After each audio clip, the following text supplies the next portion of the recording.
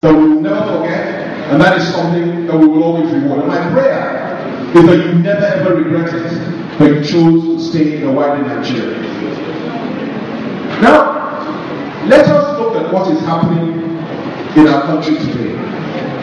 Some are of the view that the reason why groups like Boko Haram are flourishing in the northern part of the country is because the Niger Delta area states, the oil-producing states, have too much money to spend, and the north does not have enough money.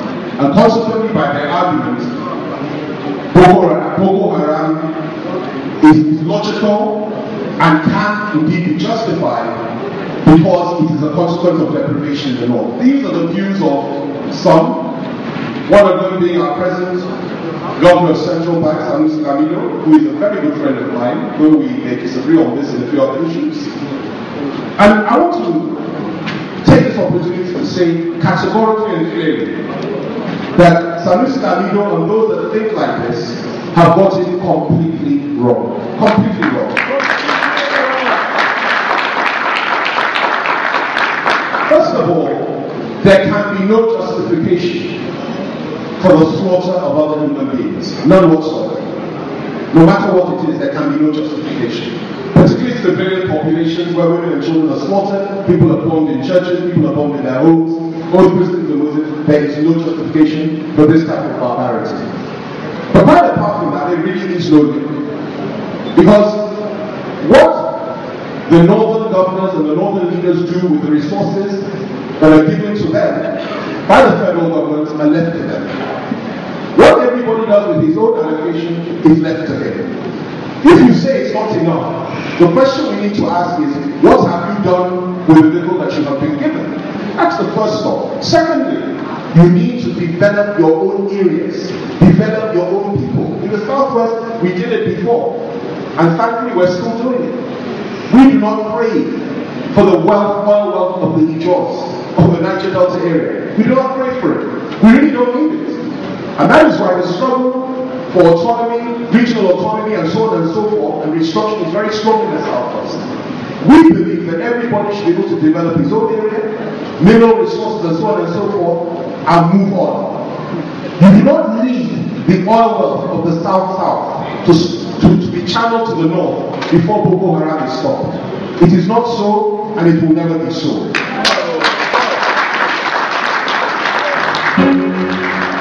And all attempts to make it look as if it is so should be resisted in every way, vigorously and intellectually, because there's no basis for it whatsoever. Let us recognize what is going on in this country today.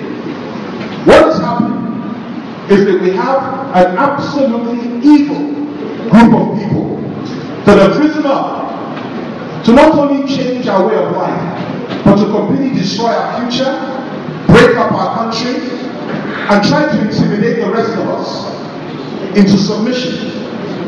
And I'm saying that as long as we are the people that we are, this can never work.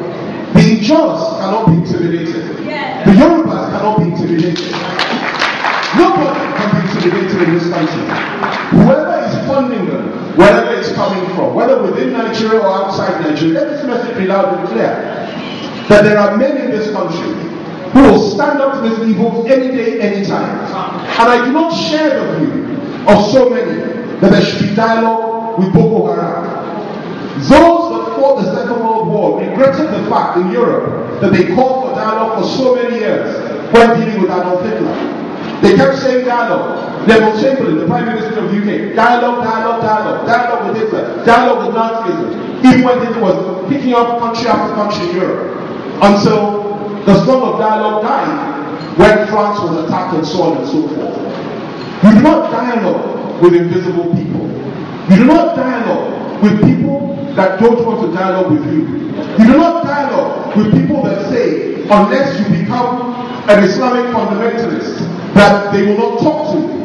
You do not dialogue with people who have blood on their hands and who blow up babies and kill children. You do not dialogue with such people. The call for dialogue is unacceptable, it is weakness, it is regrettable, and it is something that we need to understand will not solve the problem of this. The only way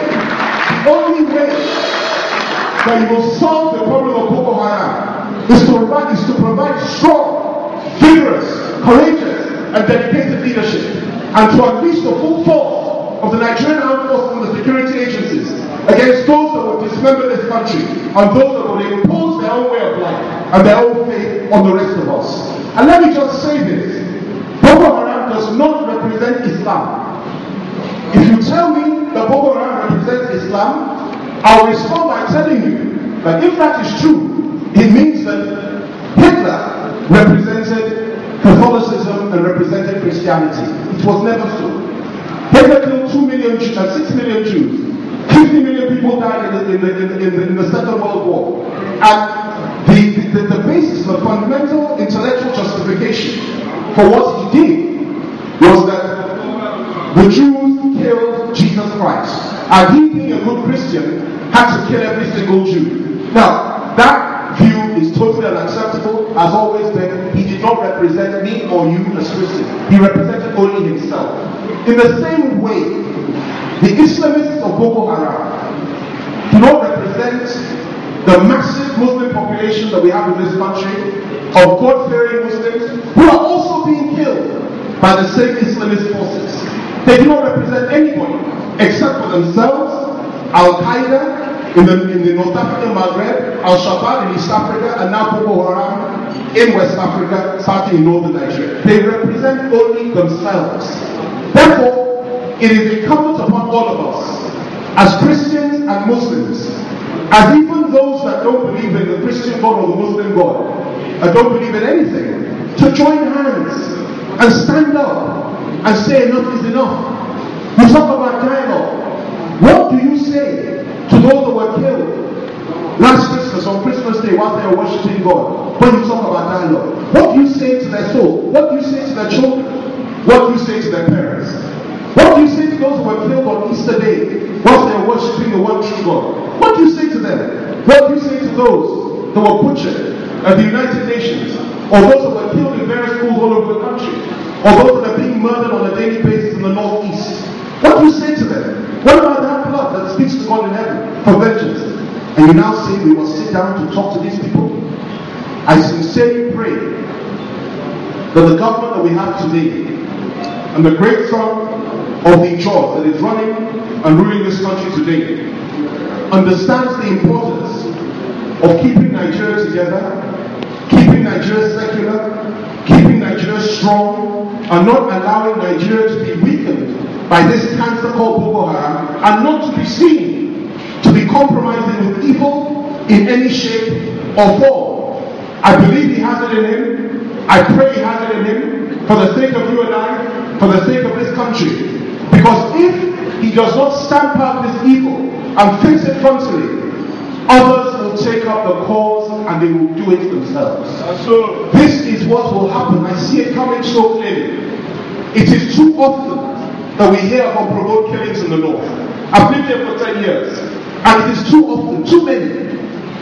We do not want to wait for the time that you have situation in the southern part of the country where people begin to hit back in an irrational and unacceptable manner, and I would never advocate such a thing. But human nature being what it is, oil or no oil, wealth or no wealth, deprivation or no deprivation, when you see the blood of your people flowing every day, when you see injustice every day, when you see wickedness every day, and when you see a situation where our armed forces and our CNC is not standing up and saying, we will face this frontally, we will deal with this evil, it causes you to say, well, self-help may just be the way. One more thing I'll say before I round up. And I'm sorry that I deviated from the topic a little bit, but there are so many issues that we need to test here. I want to speak about a subject that's very, very sensitive, and I make an apology for raising it against it. It's the subject of Odi. What happened in Odi a number of years ago, under the administration of my boss, President Olusegun Obasanjo. And of course, this happened before I went into government, but still I was part of that government. And it's something that literally it's difficult for me to even share words on it. But let me just say this, that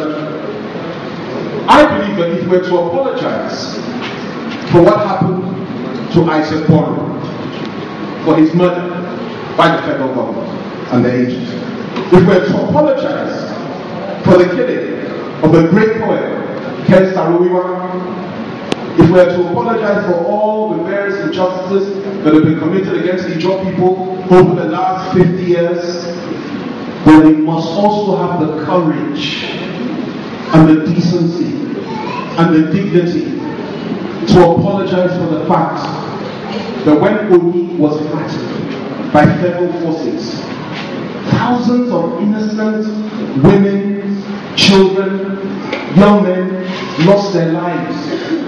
From the air, they bombed the city. We bombed the city. From the land, we bombed the city. From the sea, we bombed the city. And yes, it was effective. The intellectual argument and the argument that was put at the time was this: there was militancy, it had to be stopped, you had to be hard, you had to hit them hard and stop it. That was the intellectual justification. Whether you justify it or not, whether you believe it was the right thing to do or whether you believe it was effective or not, is neither here nor there. What I'm saying is that many innocent people were killed as a consequence. Just as innocent people always die during any kind of conflict. And the Nigerian state grieved us all an apology for those that died. And I will honor their memory always. Just as I will honor the memory of those that died in 1966, in the northern part of the country, when Igbos particularly and Southerners were being slaughtered in Kano, just after the first coup. I commiserate with those that lost people in Zakibia and in other parts of the country, but the Odi one was particularly devastating. And when the history of this country is written, a few years from now, nobody will actually talk about it. Primarily because the main players are still alive. But for me, I will say it, and I will say it to the main players, whoever they may be, even if it's to myself. When the history of this country is being written, mark it, 10, 15, 20 years from now, one of the most shameful episodes will be when the chapter on what happened in Odi is written. So I'm not here to point fingers and blame others. I'm here to blame ourselves, even myself, and those of us that were associated with those that committed this atrocity, and it was an atrocity. I pray that the Ijaws of the Niger Delta area and of Nigeria have the fortitude and strength and courage to forgive Nigeria and forgive Nigerians for that. It is not enough to say an Ijaw is a son of Ijaw is now the president of Nigeria, therefore nobody should complain. Because it was not his blood that flowed. We owe a duty before God to settle this issue once and for all, to compensate. And how do you do so?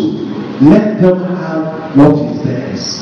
This thing that produces wealth for all of us, that produces deprivation in the Niger Delta area, produces it to an extent that their children are suffering till today, and you have to give them amnesty and send them abroad and so on and so forth because they can't find jobs. You've given them nothing back. I say let them take it. People talk about 50%, I talk about more. Give it to them.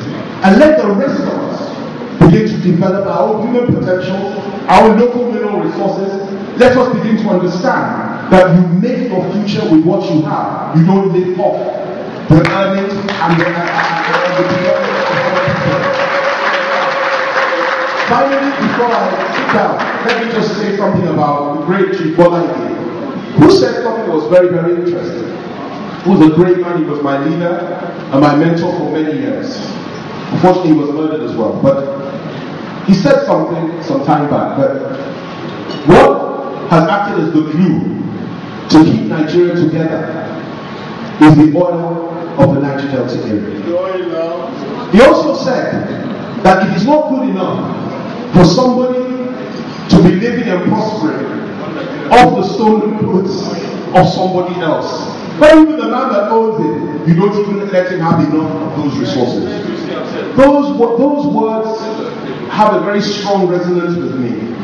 And I believe that if we're to have a greater Nigeria, which we all pray to have, We need to consider those words, and we need to do justice to the Niger Delta area and to the Ijaw people. No more deprivation, but let them have their way. Let Nigeria be one thing strong, but let them also have their way. Thank you very much indeed.